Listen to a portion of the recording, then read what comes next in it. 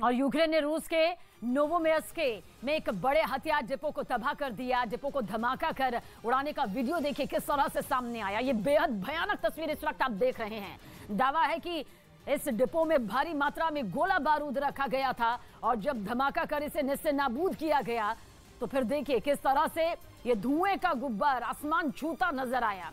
Video में आप साफ देख सकते हैं कि किस तरह रूस के इस हथियार डिपो में एक के बाद एक लगातार धमाका कर यूक्रेन ने इसे तबाह कर दिया। तो रूस का यह हथियार डिपो है जहां पर भारी तादाद में हथियार इकट्ठा था जो कि यूक्रेन के खिलाफ यहां पर रूस करने की तैयारी में था, लेकिन यूक्रेनी सेना ने इसे निशाना बनाकर तबाह कर दिया।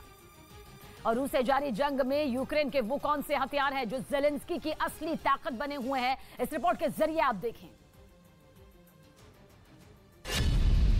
जेवलिन एनलॉक 84 TB2 ड्रोन, स्टिंगर और S-300 एयर डिफेंस सिस्टम, ये 6 ऐसे हथियार हैं जिन्होंने यूक्रेन युद्ध का रुख पहले दिन से मोड़ दिया।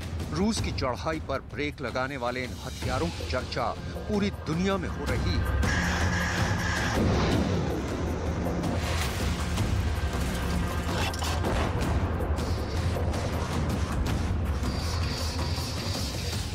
और 24 फरवरी की रात शुरू हुए यूक्रेन युद्ध की असली स्क्रिप्ट यही हथियार लिख रहे हैं। यूक्रेन के ये वो हथियार हैं जो अभी ज़ेलेंस्की की असली ताकत बने हुए हैं, लेकिन युद्ध के मैदान में रूस की सेना का मुंह तोड़ जवाब देने के लिए ज़ेलेंस्की ने कई और एडवांस हथियारों की मांग की है।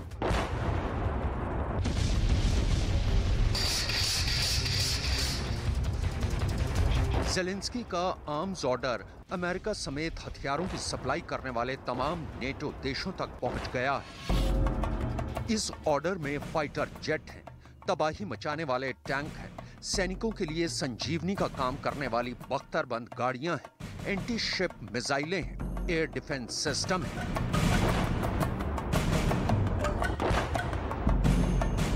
अमेरिका समेत तमाम नेटो देशों में जंग शुरू होते होते एस्टोनिया के रास्ते यूक्रेन तक सैकड़ों हथियार पहुंचाए गए, जबकि 2000 और मिसाइलें यूक्रेन को मिलने जा रही हैं। अमेरिका से ड्रोन और मिसाइलों की खेप जल्द यूक्रेन पहुंचने वाली है। ज़ेलेंस्की ने नेटो देशों से 3 तरह के फाइटर जेट की मांग की है।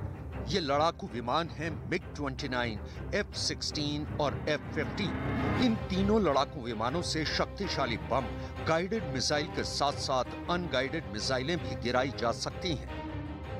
F-16 और F-15 दोनों fighter jet multi role fighter हैं। ये अमेरिका में बने चौथी पीढ़ी के लड़ाकू विमान हैं जो 4220 किलोमीटर की दूरी तक मार करने में सक्षम है।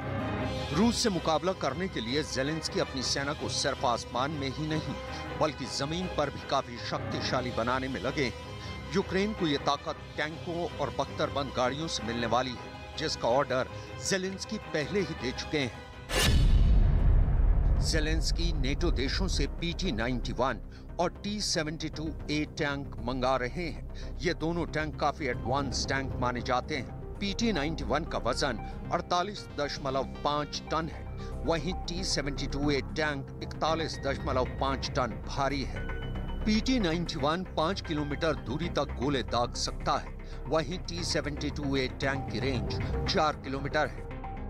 PT-91 टैंक पोलैंड का मेन बैटल टैंक है।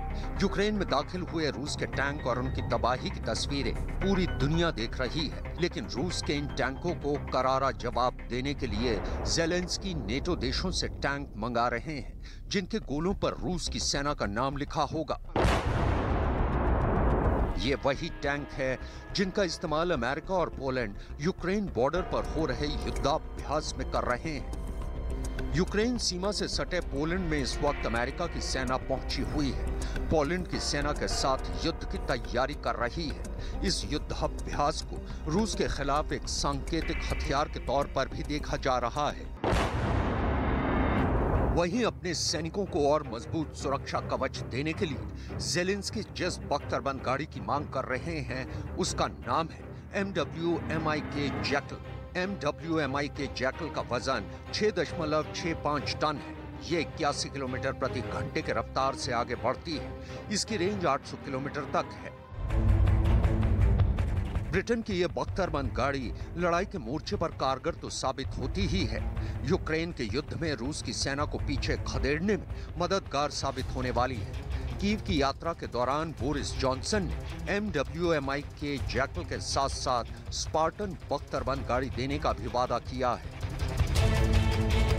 ब्रिटेन के तमाम हथियार यूक्रेन युद्ध में रूस के लिए काल बने हुए हैं। उनमें से एक एंटी टैंक मिसाइल जिसका नाम है NLAW यानी next generation light anti tank weapon. यह मिसाइल भी टॉप एंगल से अटैक करती है।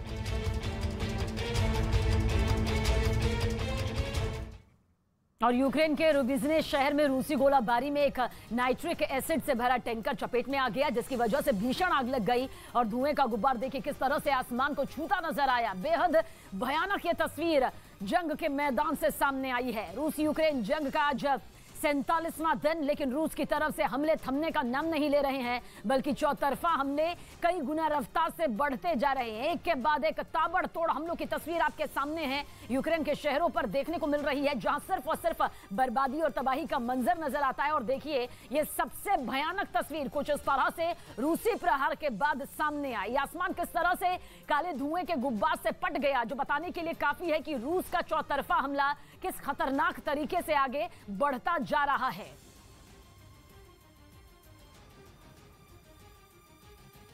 और रूस से जारी जंग में यूक्रेन की हर तरफ से मदद भी हो रही है। नेटो के 30 देशों ने यूक्रेन को सैन्य मदद दी। यूरोपियन यूनियन ने 8,000 करोड़ रुपए के हथियार सप्लाई किए, तो अमेरिका ने अकेले ही करीब 13,000 करोड़ रुपए के हथियार यूक्रेन को सप्लाई किए हैं।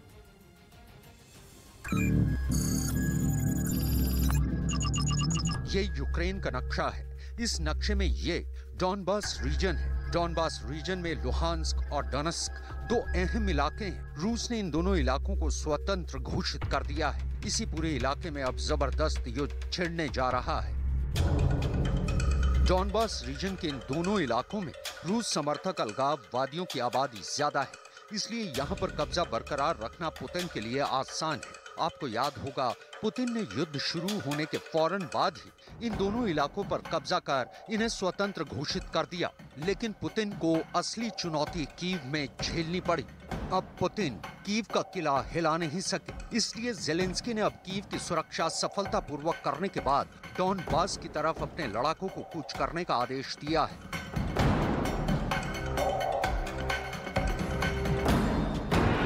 दूसरी तरफ अमेरिका और नेटो देशों ने भी रूस के खिलाफ जबरदस्त मोर्चा और मंसूबा तैयार करने की प्लानिंग कर ली है। दरअसल अमेरिका और नेटो देशों का जोश अब हाई है, क्योंकि अनुमान के विपरीत कीव से रूस की फौजों की पकड़ काफी ढीली पड़ गई है। और इसीलिए अब नेटो देशों को भी लग रहा है कि रूस के खिलाफ जंग का ऐलान करने का वक्त नजदीक आ रहा है, ताकि इस पूरे इलाके से रूस की दादागिरी को हमेशा के लिए खत्म किया जा सके।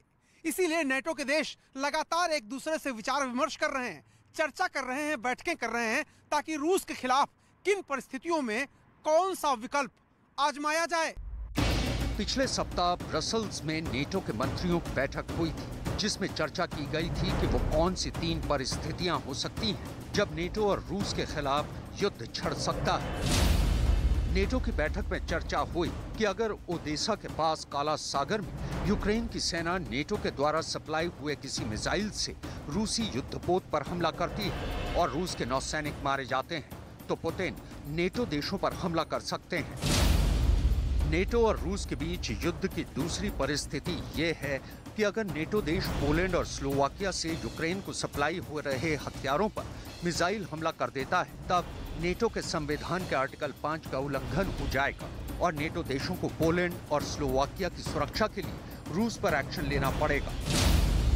नेटो और रूस के बीच की युद्ध की तीसरी परिस्थिति ये बन सकती है कि अगर डॉनबास में भयंकर लड़ाई के दौरान किसी केमिकल फैक्ट्री में विस्फोट हो, जिसकी वजह से जहरीली रासायनिक गैसें निकलें, तब रूस पर हमला करने के लिए नेटो को मजबूर होना पड़ेगा।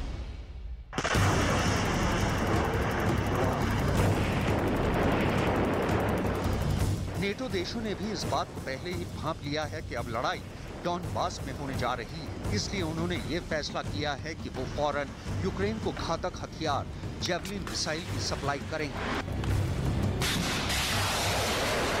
ये एक एंटी टैंक मिसाइल जो दुश्मन के टैंक्स को नष्ट करने में सक्षम है। इस एंटी टैंक मिसाइल लॉन्चर को कंधे पर रखकर भी फायर कर सकते हैं।